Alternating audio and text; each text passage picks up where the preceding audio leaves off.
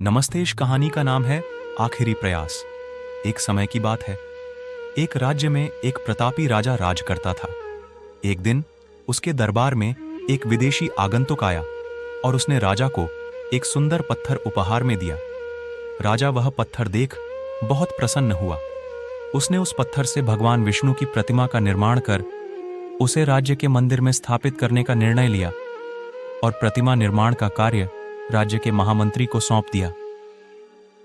महामंत्री गांव के सर्वश्रेष्ठ मूर्तिकार के पास गया और उसे वह पत्थर देते हुए बोला, महाराज, मंदिर में भगवान विष्णु की प्रतिमा स्थापित करना चाहते हैं। 7 दिवस के भीतर इस पत्थर से भगवान विष्णु की प्रतिमा तैयार कर राजमहल पहुंचा देना। इसके लिए तुम्हें 50 स्वर्ण मुद्राएं दी जाएंगी। 50 स्वर्ण मुद्राओं की बात सुनकर मूर्तिकार खुश हो गया और महामंत्री के जाने के उपरांत प्रतिमा का निर्माण कार्य प्रारंभ करने के उद्देश्य से अपने औजार निकाल लिए। अपने औजारों में से उसने एक हथौड़ा लिया और पत्थर तोड़ने के लिए उस पर हथौड़े से वार करने लगा, किंतु पत्थर जस का तस रहा।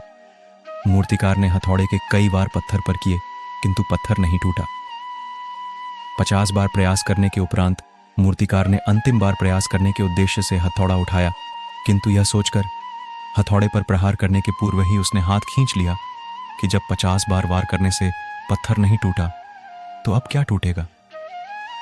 वह पत्थर लेकर वापस महामंत्री के पास गया और उसे यह कह वापस कर आया कि इस पत्थर को तोड़ना नामुमकिन है, इसलिए इससे भगवान विष्णु की प्रतिमा नहीं बन सकती। महामंत्री को राजा का आदेश हर स्थिति में पूर्ण करना था, इसलिए उसने भगवान विष्णु की प्रतिमा निर्मित करने का कार्य गांव के एक साधारण से मूर्तिकार को सौंप दिया। पत्थर लेकर मूर्तिकार ने महामंत्री के सामने ही उस पर हथौड़े से प्रहार किया और वह पत्थर एक बार में ही टूट गया।